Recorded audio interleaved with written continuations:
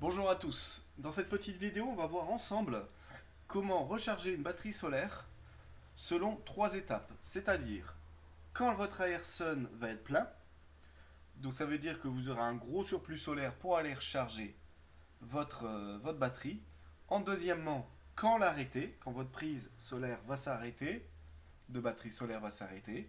Ou en troisièmement, c'est que vous voulez jumeler l'Airsun et votre batterie pour vous permettre une charge parce que vous allez bientôt partir avec votre batterie et vous en avez absolument besoin, mais vous voulez la charger avec votre surplus solaire. Donc voilà. Donc dans un premier temps, on va regarder les scripts que j'ai mis en marche. Là, démarrage de la charge de la batterie, ça va être quand j'aurai mon surplus solaire, c'est-à-dire que mon Airsun sera à l'arrêt, j'aurai mes 1000 et quelques watts de disponibles ici que vous voyez. Et après, l'arrêt de la batterie, c'est-à-dire qu'on va se servir de production, là je suis en production, et consommateur. C'est-à-dire qu'on va repasser un consommateur à une certaine valeur, et ben on va lui dire d'arrêter la prise qui recharge votre accumulateur solaire. Donc on va aller voir ça ensemble. Donc ici, on va tout en bas, paramètres, appareil automatisation, pardon, automatisation SN. Là je tape charge, parce que j'ai déjà fait. Voilà. Mes on et mes off. Pour le on, on va voir.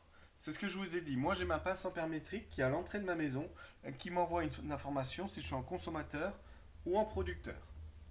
Donc là, je crée une entité pour dire que je passe de consommateur à producteur. C'est le cas. Mais si, parce qu'on ne va pas vouloir qu'elle déclenche comme vous l'avez vu là pour un oui ou pour un non, j'ai ma pince ampère-métrique qui est à l'entrée de la maison qui me dit que je suis à plus de 500 watts. C'est-à-dire que là, j'aurai injecté plus de 500 watts chez EDF. Donc 500 watts, c'est mon Blue Yeti, c'est ce qu'il consomme. Mettez un peu plus, je vous le conseille. Prenez bien votre fiche descriptive de votre rechargeur ou de votre charge. Moi, je sais que dès que j'ai 500 watts de surplus, c'est que forcément mon cumulus, il est chauffé. Donc je sais que j'ai plus de 1000 watts derrière. Donc c'est pour ça, je l'ai mis assez bas par rapport à son consommateur. Donc là, je lui dis d'activer la prise qui me sert à charger mon Blue Yeti, mon accumulateur, ici. Activer et une petite notification sur mon téléphone pour dire que je sois prévenu en temps réel. On va aussi regarder l'arrêt. L'arrêt, on reprend toujours une information quand on passe de production à consommateur pendant plus de 3 minutes. Ça veut dire que même si je consomme un petit peu, là, je ne vais pas l'arrêter pour éviter de la solliciter. Et que je suis à plus de 250 watts, c'est-à-dire que je prends 250 watts sur le réseau, et ben je vais lui demander d'éteindre ma charge. Donc voilà. Donc là c'est super. Mais on va dire que demain j'ai besoin de partir absolument avec ma batterie. Et il y a mon Airsun qui pompe puissant 900 watts toute la journée. Donc on va lui dire, ce qui va être bien, c'est qu'on va splitter. Je sais que ça consomme 500 watts. Par exemple, je vais mettre mon Airsun une valeur à 1000 watts. Et je vais dire, quand tu vas dépasser 1000 watts sur ta consommation de cumulus, tu mets en route la batterie. Du coup, je descendrai à 500 watts. Mais je continuerai à recharger les deux en même temps. Donc, on va le créer ensemble. Ici. Pardon. Celui-là, voilà. Donc, quand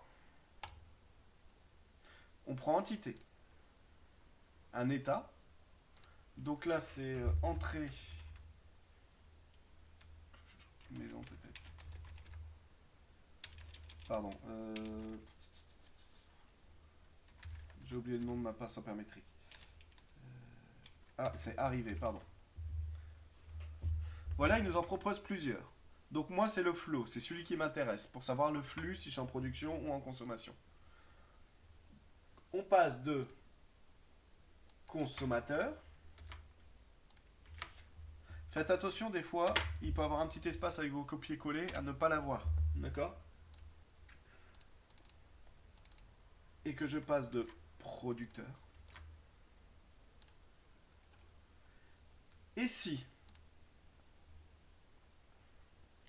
l'appareil Cumulus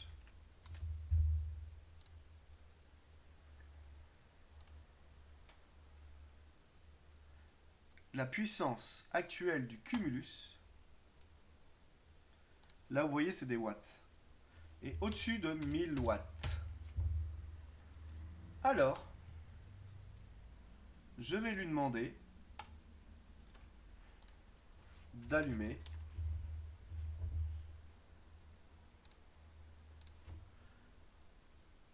la charge. On va enregistrer. On va marquer charge, batterie,